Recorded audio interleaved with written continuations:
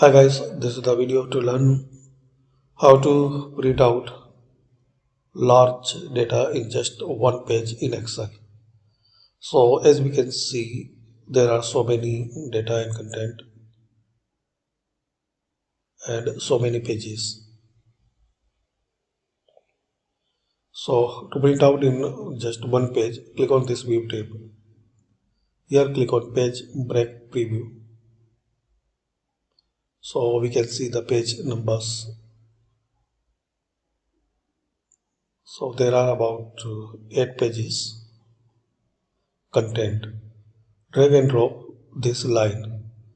So press the left side of mouse and drag and drop like this, or till the end of your content like this. So make your content inside of this one line. Similarly, in bottom side, drag and drop end of content. So now we have just one page, all data in one page. Now press Ctrl P, shortcut for print, or click on file and print. Here custom scaling and custom scaling options